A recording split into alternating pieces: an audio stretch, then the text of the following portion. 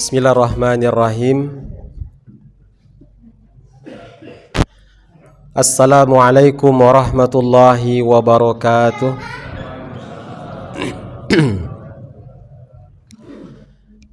Alhamdulillahi rabbil alamin.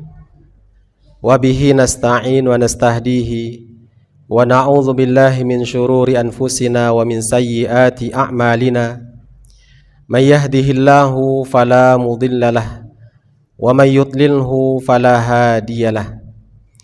Ashhadu an la ilaha illallah wahdahu la syarikalah wa ashhadu anna Muhammadan abduhu wa rasuluh la nabiyya wa la rasula ba'dah. Amma ba'du. Allahumma inna nas'aluka ilman nafi'ah wa rizqan tayyiba wa amalan mutaqabbala. Amin ya rabbal alamin. Alhamdulillah wa syukrulillah. Marilah kita senantiasa bersyukur dengan memuji Allah Subhanahu wa taala. Allah Jalla Jalaluh adalah zat yang berhak untuk kita puji. Sampai hari ke-23 kita masih diberikan kesehatan, masih diberikan kemudahan untuk beribadah.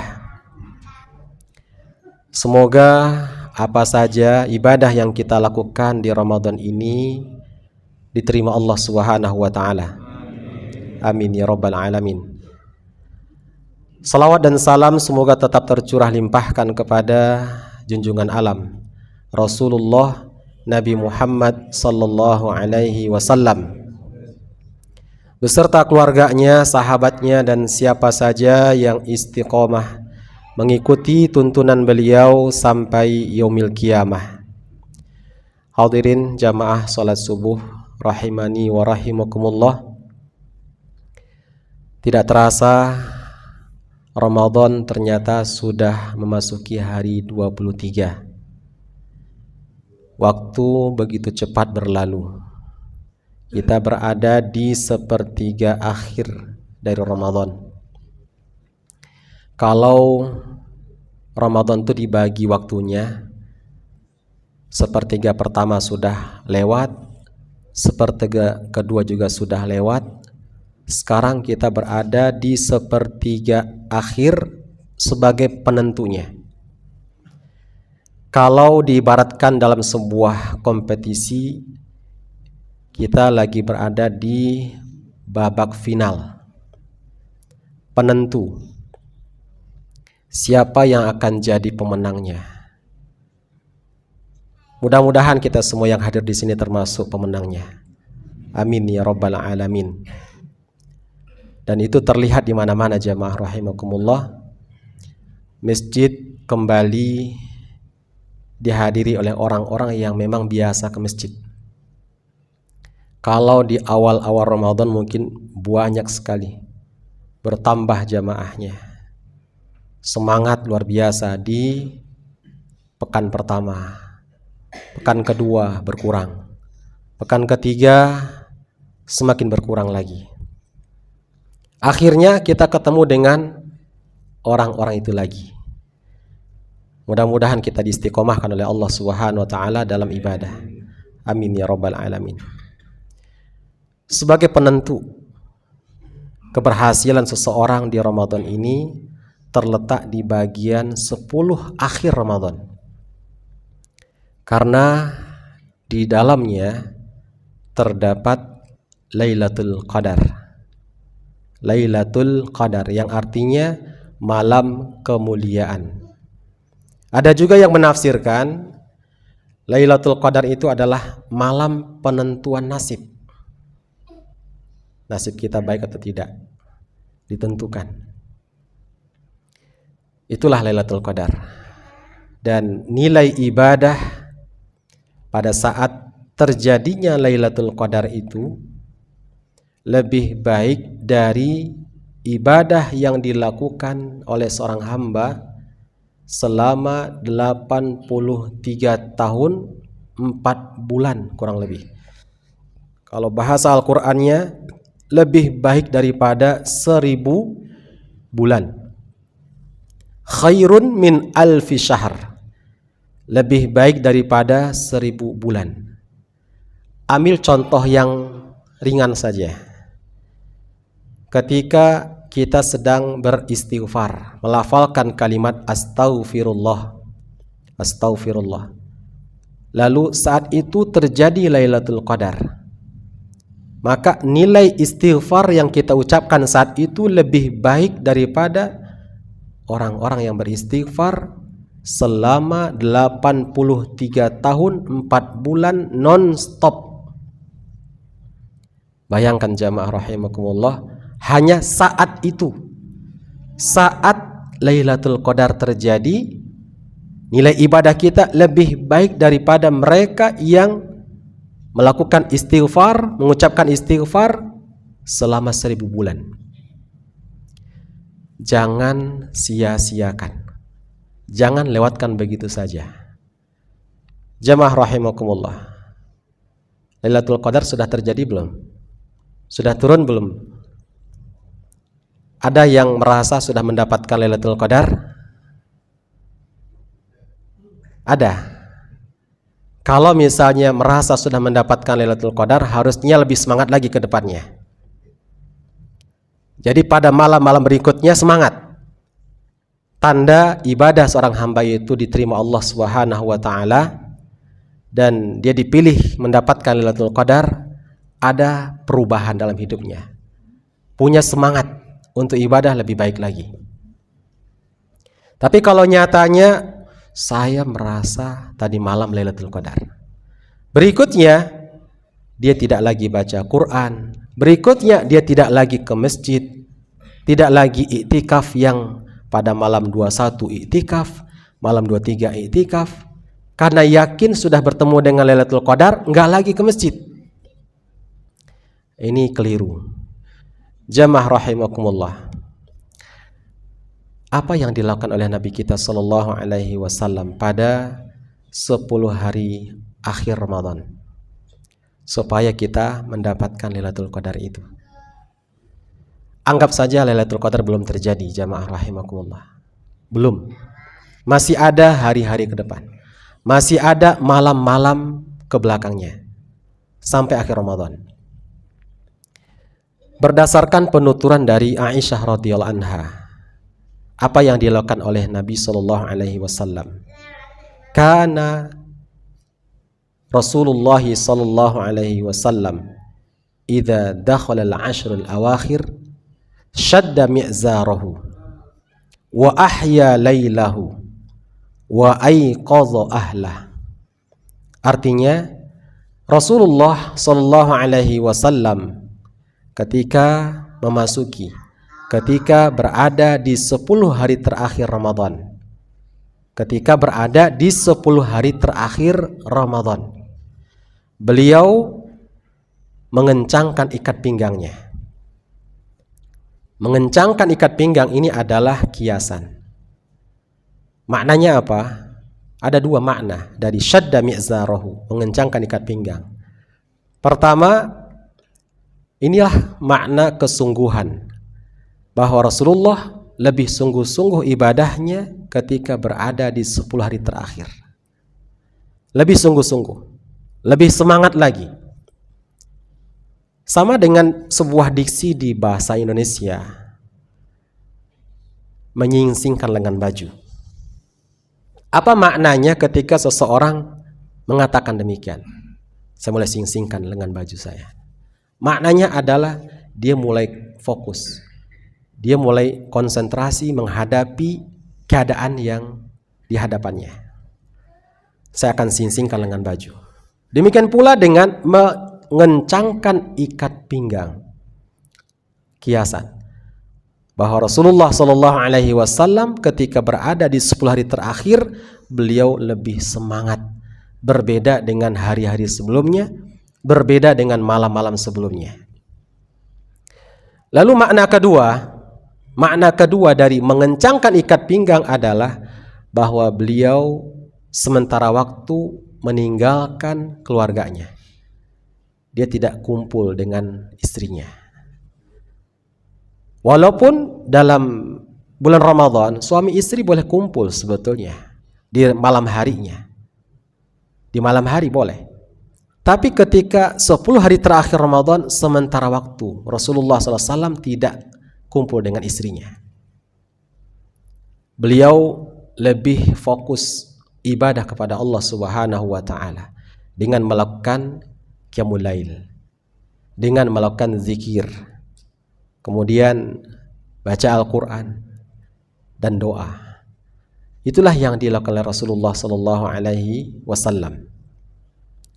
Kemudian yang kedua, apa yang dilakukan oleh Nabi sallallahu alaihi wasallam ketika berada di 10 hari terakhir? Beliau banyak menghidupkan malamnya. Malam hari pada 10 hari terakhir lebih banyak bangun daripada tidurnya. Ada istirahat, tapi sebentar. Lebih banyak bangunnya. Apa yang dilakukan? Ibadah. Qiyamul lail, baca Quran, berdoa, berzikir, termasuk sedekah. Jemaah rahimakumullah, ketika kita meniru, mencontoh Nabi kita Muhammad sallallahu alaihi wasallam bagaimana beliau mengisi 10 hari terakhirnya, berarti kita juga mengusahakan pada 10 hari terakhir ini demikian. Lebih banyak bangun di malam harinya. Lebih banyak bangun di malam hari tanpa memilih malam-malam ganjil. Mau genap, ganjil, sama aja semuanya. Karena nyatanya dalam penjelasan hadis itu bahwa Nabi SAW setiap malamnya di 10 hari terakhir beliau bermujahadah, bersungguh-sungguh. Karena Rasulullah sallallahu alaihi wasallam yajtahidu fil ashril awakhir ma la yajtahidu fi ghairihi. Rasulullah sallallahu alaihi wasallam lebih sungguh-sungguh bermujahadah beribadahnya pada 10 hari terakhir, berbeda dengan malam-malam sebelumnya, berbeda dengan hari-hari sebelumnya. Terlihat bahwa Rasulullah tidaklah membedakan malam ganjil dan malam yang genap. Semuanya sama. Apalagi kita nggak tahu pasti, ini benar nggak yang saya yakini ini adalah malam ganjil. Jangan-jangan ini adalah malam yang genap. Kita nggak tahu. Karena ada pandangan ulama yang berbeda dalam penetapan 10 malam terakhir itu. Mulai kapan? Apakah ngitungnya dari depan awal Ramadan atau ngitungnya mundur dari belakang ke depan? Apalagi jumlah hari dalam Ramadan itu kadang 29, kadang 30. Menurut Ibnu Hazm rahimahullah di dalam kitab Al-Muhalla, beliau mengatakan apabila jumlah hari dalam Ramadan itu 29 hari, maka tidak diragukan lagi awal malam 10 hari terakhir Ramadan itu jatuh pada malam ke-20. Saya ulangi, ini menurut Ibnu Hazm rahimahullah. Apabila jumlah hari Ramadan itu 29 hari, maka awal 10 hari pertama, 10 hari akhir Ramadan itu jatuh pada malam ke-20. Mundur. Itu mundur. Itulah malam ganjilnya. Dan disitulah terjadinya Lailatul Qadar. Berarti kalau hitung mundur 20, 22, 24, 26, 28. Itu kalau jumlah harinya 29. Namun apabila jumlah hari di Ramadan itu 30 hari, tidak diragukan juga bahwa awal 10 akhir Ramadan itu jatuh pada malam ke-21. Itulah malam ganjilnya. Dan disitulah terjadinya Lailatul Qadar. 21, 23, 25, 27, 29. Kita yakin Ramadan tahun ini berapa jumlah harinya? Berapa? 29 atau 30? 30. Alhamdulillah. Kalau memang 30 berarti pas pilihan kita. Kita mengatakan tadi malam kan ganjil. Malam 23. Tapi biasanya sidang isbat. Pemerintah mengadakan sidang isbat sehari sebelumnya.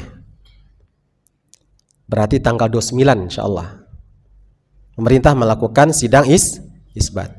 Kalau misalnya sudah ada yang melihat hilalnya, mungkin juga diputuskan besok Idul Fitrinya. Berarti cuma 29 hari. Kalau seandainya itu yang diputuskan, berarti kita salah dalam menetapkan ganjilnya. Kira-kira mana yang aman?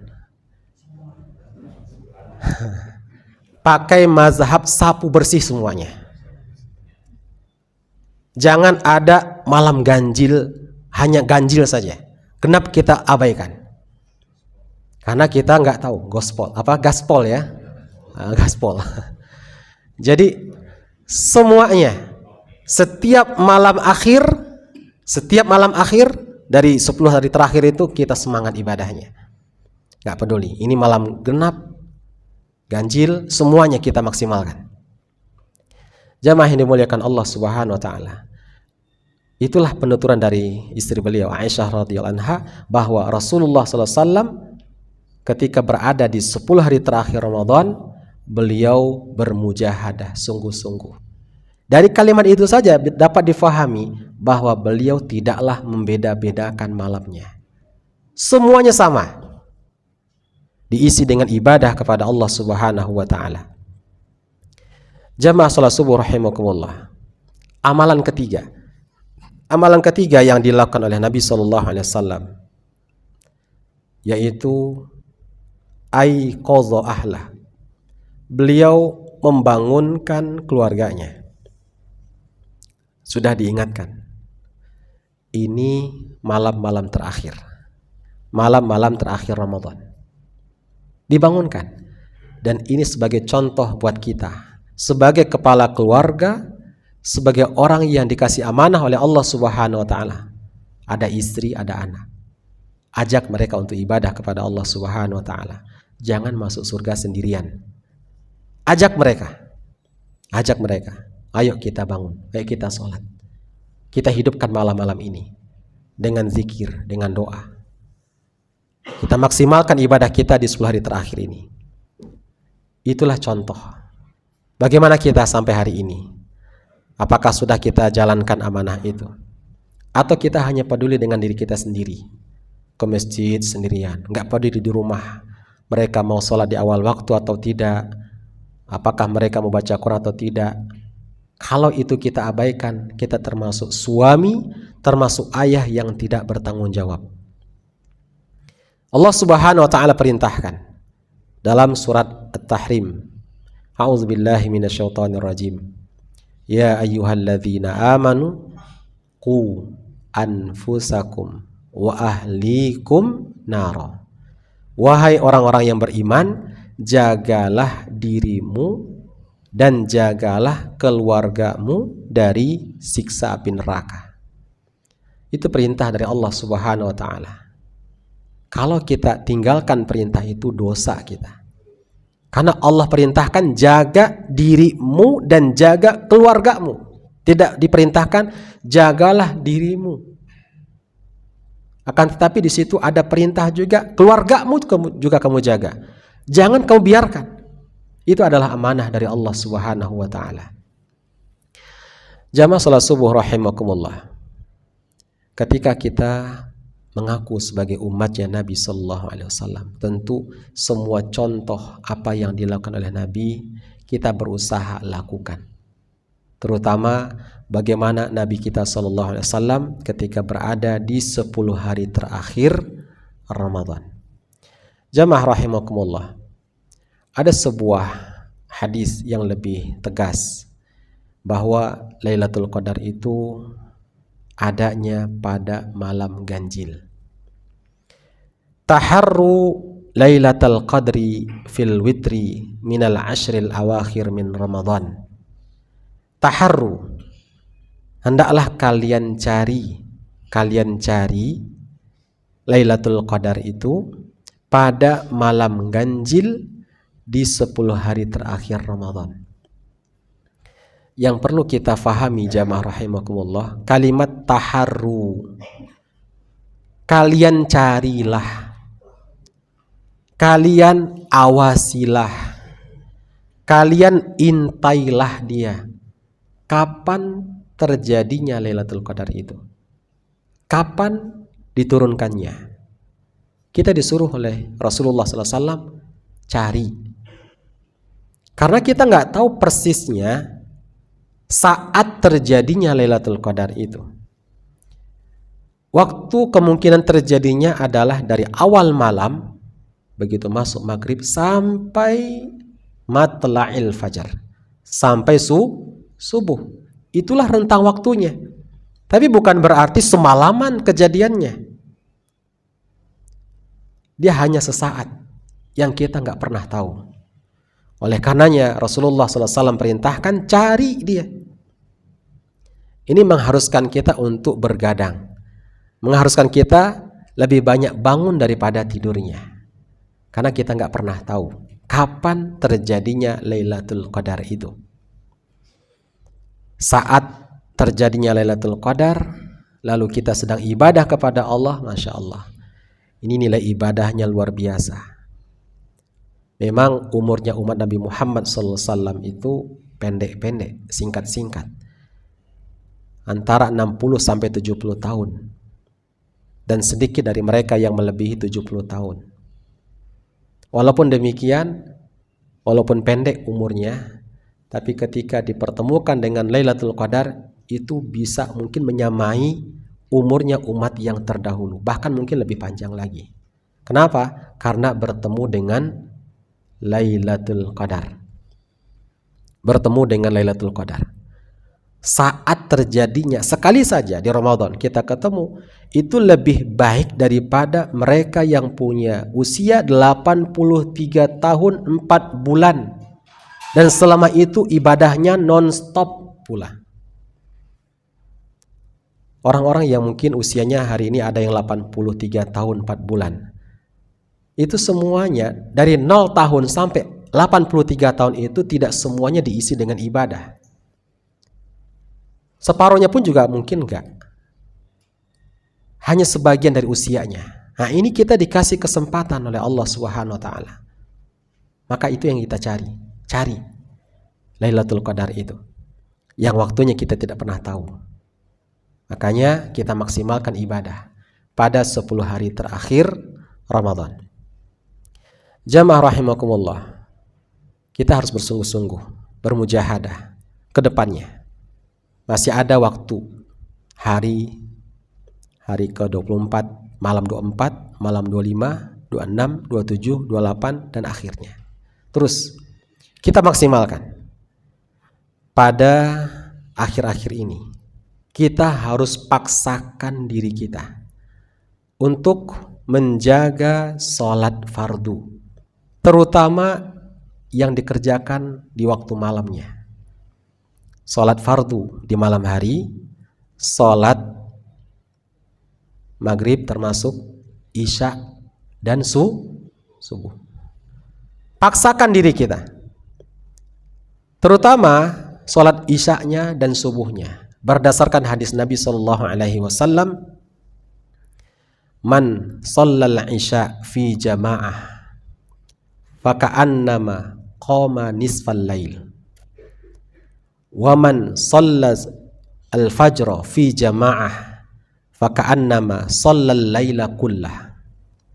Yang artinya, ini hadis Nabi SAW, barang siapa yang sholat isya-nya berjamaah, ini di hari-hari biasa jamaah, di hari-hari biasa, apalagi kalau dilakukan di dalam bulan Ramadan.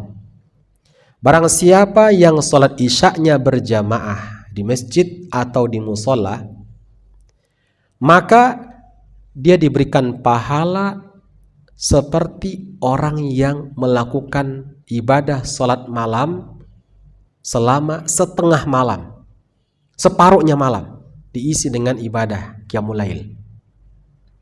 Inilah keutamaan dari sholat isya berjamaah. Barang siapa yang melakukan sholat isya-nya berjamaah, dia diberikan pahala sebagaimana pahala orang yang sholat malam setengah malamnya. Keutamaan dari sholat isya berjamaah. Dan ini sangat sulit bagi orang-orang yang munafik, yang hatinya berpenyakit. Begitu juga yang perlu kita jaga adalah sholat fardunya sholat subuh berjamaah. Ini lebih hebat lagi keutamaannya. Barang siapa yang sholat subuhnya berjamaah, maka diberikan pahala seperti orang yang melakukan qiyamul lail, sholat malam selama satu malam suntuk, semalaman. Lebih hebat lagi. Kalau sholat isya separohnya, sholat subuh semalaman. Kalau mungkin gak bisa kita bangun di malam hari, di akhir-akhir malam ini, paksakan diri kita minimal sholat isya-nya berjamaah dan sholat subuhnya berjamaah. Kita diberikan pahala seperti orang yang melakukan sholat malam semalaman, subuh berjamaah.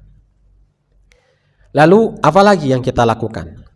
Ini dalam rangka menjemput, menggapai, mencari Lailatul Qadar. Tambah dengan sholat sunnah di malam hari, sholat tarawihnya, qiyamul lail di Ramadan. Paksakan diri kita.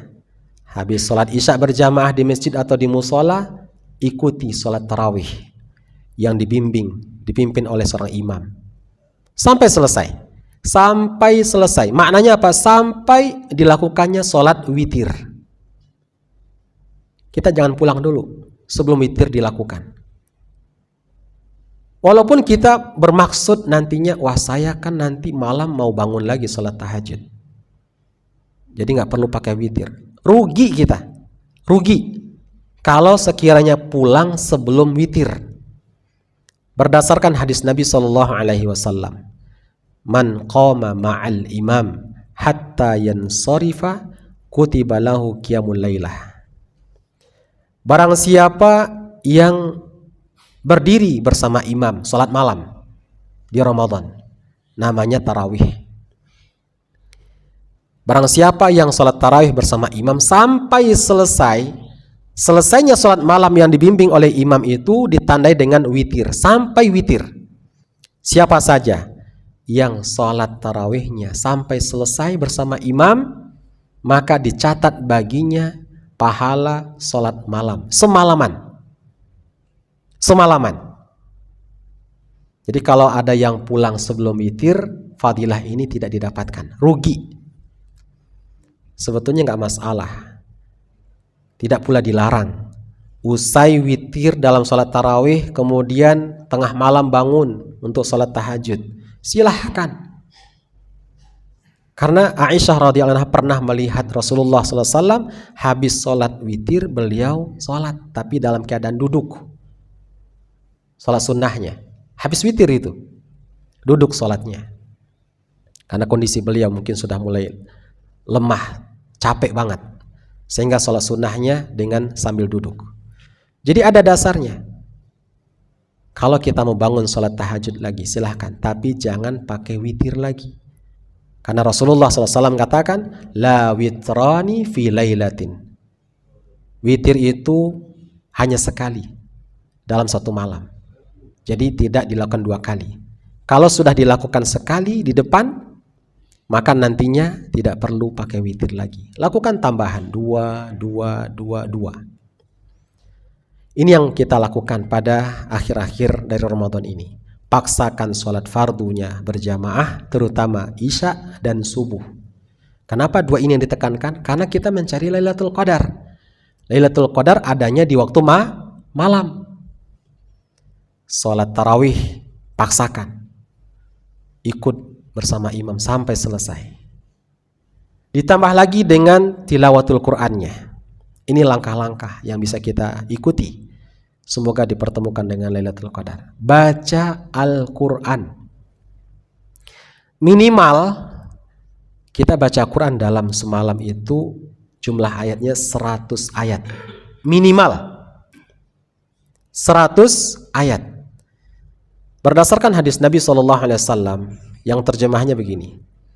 Barang siapa yang baca ayat Quran 100 ayat dalam satu malam, maka dicatat baginya ibadah sholat malam semalaman. Siapa yang baca 100 ayat dalam satu malam. Dan tentunya pemahamannya tidak mesti dalam satu malam itu sekali duduk 100 ayat. Mungkin bisa dibagi. Barangkali dia nggak kuat langsung sekaligus 100 ayat.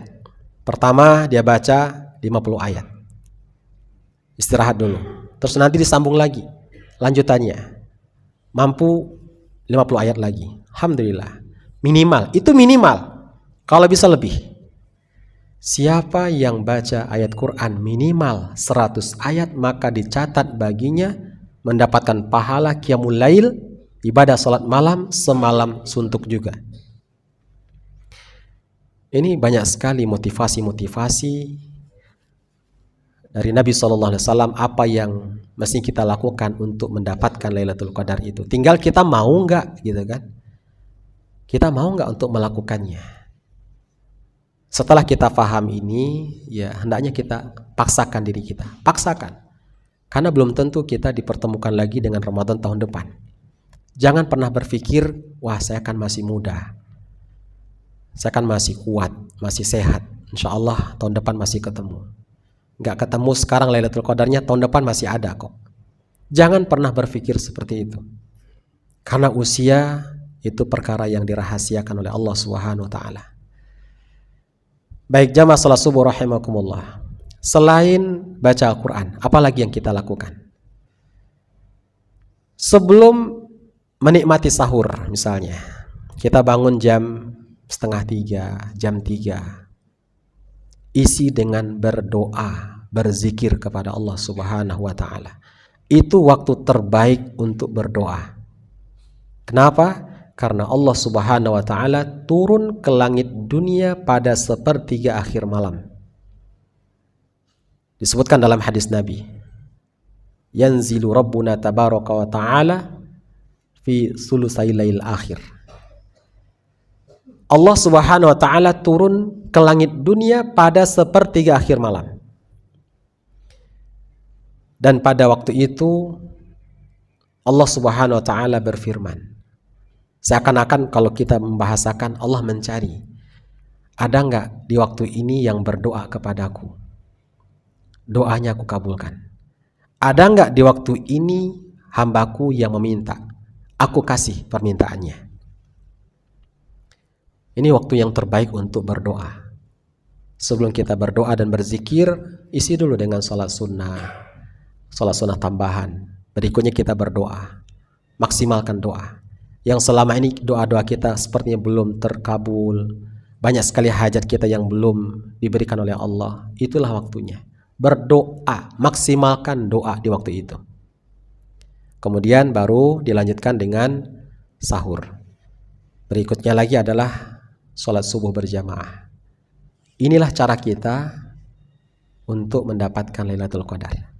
Tinggal bagaimana niat kita, tekad kita. Biasanya kalau orang sudah punya niat dan tekad yang kuat, dimudahkan oleh Allah Subhanahu wa taala. Baik. Jamaah salat subuh rahimakumullah.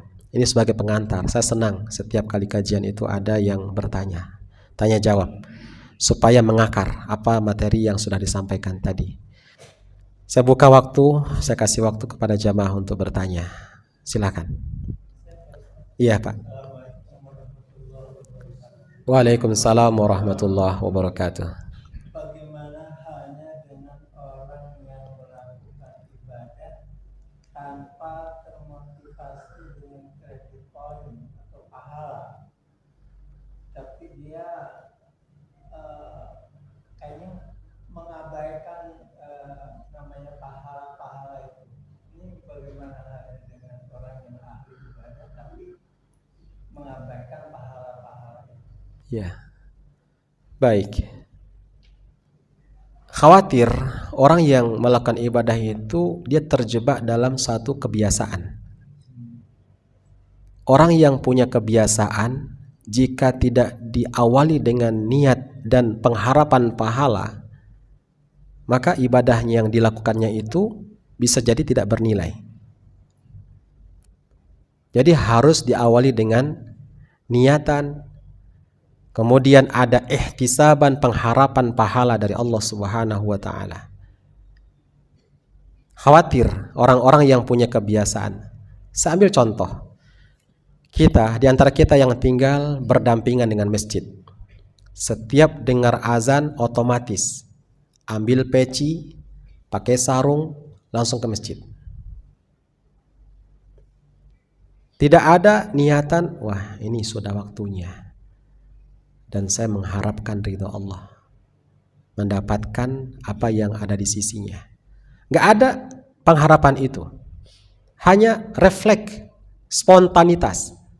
Begitu dengar azan, ambil peci, pakai sarung, ke masjid. Ini kebiasaan. Hati-hati, terjebak dalam satu kebiasaan. Jadi setiap ibadah yang kita lakukan harus diawali dengan niat yang ikhlas karena Allah, kemudian ihtisaban, mengharapkan pahala, mengharapkan ridhonya. Sambil contoh hadis Nabi, man soma ramadhana imanan wahtisaban ghufira lahu ma taqaddama min dzanbih. Yang artinya barang siapa yang berpuasa di Ramadan dengan imannya. Iman, berpuasa dengan iman artinya dia yakin ini adalah perintah dalam agama, Allah Subhanahu wa taala yang perintahkan, dan dia juga tahu, dia imani bahwa siapa yang mengabaikan perintah ini, yang tidak berpuasa akan mendapatkan sanksi dari Allah Subhanahu wa taala. Barang siapa yang melakukan puasa dengan iman, wahtisaban, dan mengharapkan pahala. Ada yang diharapkan dari Allah Subhanahu wa taala agar amalnya diterima, agar diberikan rahmatnya, agar diberikan pahalanya, dan apa saja yang di sisinya. Termasuk yang kita harapkan adalah jadi ahli surga. Siapa yang berpuasa dengan iman dan ihtisaban, ghufira lahu ma taqaddama min dzanbi. Niscaya orang itu akan diampuni dosa-dosa yang lalunya. Jadi maghfirah, pengampunan dosa akan diberikan oleh Allah kepada hamba yang puasa jika dia berpuasa dengan iman dan mengharapkan pahala. Jadi hasil itu didapatkan jika dilakukan dua hal ini, karena imannya dan ihtisaban. Begitu pula dengan qiyamul lail. Man qama ramadhana imanan wahtisaban ghufira lahu ma taqaddama min dzanbi. Barang siapa yang menghidupkan malam Ramadannya dengan imannya dan ihtisaban, mengharapkan pahala dari Allah Subhanahu wa taala, niscaya diampuni dosa-dosa yang lalunya. Jadi ada hasil. Hasilnya itu didapat ketika dilakukan karena iman dan ihtisaban. Wallahu a'lam bishawab. Begitu, Pak. Karena ini kalau menelusuri ahli tasawuf, Ya, seperti Robi'ah Al-Adawiyah, al-adawiyah. itu dia beribadah tanpa mengharapkan pahala, tetapi dia berharap bahwa Allah meridhoinya, walaupun nanti dia akan masuk neraka. Sebetulnya di situ sudah ada pengharapan, ridhonya tadi, ya kan? Dia sudah mengharapkan itu secara nggak langsung. Dia sudah mengharapkan itu sebetulnya. Karena mereka yang beramal, beribadah kepada Allah Subhanahu wa taala tidak ada pengharapan, tidak ada mengharapkan ridho Allah, tidak ada rasa takutnya kalau amal itu ditolak, nggak ada rasa takut. Ini orang-orang yang rugi sebetulnya. Jadi beramal, beribadah itu hendaklah didasari dengan keimanan dan ihtisaban, kemudian ada rasa takut. Jamaah rahimakumullah, karena di Ramadan ini kita banyak beramal, banyak beribadah. Hendaklah kita bangun rasa takut itu. Takut kalau amal saya ini nggak diterima Allah. Dalam surah Al-Mu'minun ayat 60-61, Allah Subhanahu wa taala berfirman, A'udzubillahi minasyaitonirrajim. Walladzina yu'tuna ma ataw wa qulubuhum wajilah annahum ila rabbihim raji'un. Ulaika yusari'una fil khairat wa hum laha sabiqun. Yang artinya, dan mereka yang melakukan apa yang telah mereka lakukan, hati mereka ada rasa takut. Ada rasa takut. Kenapa ada rasa takut dalam hati mereka? Karena sesungguhnya mereka nanti akan kembali kepada Allah. Karena akan kembali kepada Allah. Oleh karenanya mereka bersegera, bercepat-cepat untuk melakukan kebaikan. Ini orang-orang yang punya rasa takut. Ketika ayat ini turun, surah Al-Mu'minun ayat 60-61, Aisyah radhiyallahu anha bertanya kepada Rasulullah SAW, Ya Rasulullah, apakah yang dimaksud dengan ayat ini? Mereka yang punya rasa takut itu mereka yang dulunya ahli maksiat, mereka yang minum khamar, mereka yang berzina, mereka yang mencuri. Sekarang tidak lagi, karena mendapat hidayah kemudian dia bertaubat. Apakah mereka ini yang dimaksudkan ya Rasulullah? Karena dulu pernah berbuat maksiat, sekarang dia mendapatkan hidayah, taubat. Rasa takut itu menghantuinya. Jangan-jangan nanti di akhirat dia disiksa sebab dosa itu. Aisyah konfirmasi kepada Rasulullah, apakah itu yang dimaksud ya Rasulullah? Apa jawaban Nabi? La ya bintas Siddiq. Bukan itu maksudnya wahai putri Abu Bakar As-Siddiq. Bukan itu. Lalu maksudnya apa? Maksudnya adalah mereka yang berpuasa, mereka yang sholat, mereka yang bersedekah, dan mereka takut kalau amalnya semua itu tidak diterima. Takut kalau amal semua yang dilakukan itu nggak diterima oleh Allah Subhanahu wa taala. Makanya berangkat dari rasa takut itu punya semangat untuk melakukan amal berikutnya. Lakukan lagi dan lakukan lagi. Karena ada rasa takut. Apa yang sudah saya perbuat kemarin belum tentu diterima. Makanya dilakukan lagi dengan penuh pengharapan dan rasa takut. Jangan-jangan amal saya tidak diterima oleh Allah Subhanahu wa taala. Begitu Bapak. Betul. Kompetisi. Berlomba-lomba terus. Orang yang punya rasa takut, ada pengharapan dari Allah Subhanahu wa taala, takut amalnya nggak diterima, dia akan semangat melakukan ibadah. Beda dengan orang-orang yang sangat yakin, percaya bahwa amalnya sudah diterima. Contoh, di Ramadan ketika sudah khatam sekali, habis itu nggak baca Quran lagi. Yakin dia, saya sudah menyelesaikan baca Quran sekali. Berikutnya nggak baca Quran lagi. Sama juga dengan tadi malam kayaknya Lailatul Qadar.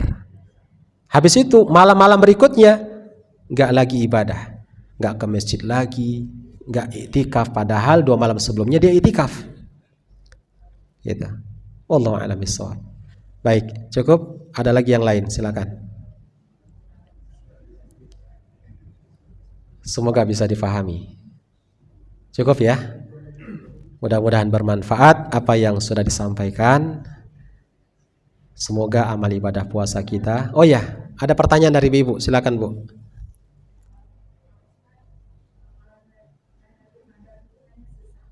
Iya.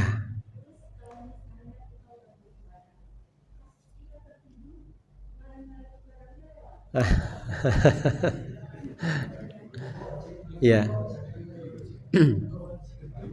Iya. Di sini kita harus berjuang. Ibu-ibu, bapak semua rahimakumullah, berjuang. Ketika kita berniat berencana untuk mencari Lailatul Qadar, lebih banyak bangun. Lalu ketika tertidur kitanya, kita sudah berniat untuk mendapatkan Lailatul Qadar. Insya Allah dengan niatan kita itu Allah akan berikan pahalanya. Allah akan berikan kesempatan itu insya Allah. Apalagi kita tertidurnya, ibu contohnya, pas lagi baca Quran, terlelap, gitu kan, terjadi Lailatul Qadarnya, masya Allah, insya Allah mendapatkan apa yang sudah diniatkan. Jadi apa yang diniatkan oleh seorang hamba, Allah akan berikan itu. Walaupun terhalang karena sesuatu, contohnya karena ketiduran, karena uzur sakitnya, atau karena safarnya, sehingga dia terhalang untuk melakukan apa yang sudah biasa dilakukan. Gitu, Bu. Dan ini juga kita harus sadar, ketika pas lagi malas muncul, datang menghampiri kita, kita harus paksakan, jangan-jangan ini waktunya akan datang. Ketika ngantuk berat mulai datang, jangan-jangan sebentar lagi Lailatul Qadar akan datang. Itu harus dilawan. Bermujahadah, bersungguh-sungguh. Baik, gitu ya, Bu. Alhamdulillah. Insyaallah cukup. Mari kita tutup kajian ini dengan baca doa kafaratul majlis. Subhanaka Allahumma wa bihamdika asyhadu an la ilaha illa anta astaghfiruka wa atubu ilaik. Wassalamualaikum warahmatullahi wabarakatuh.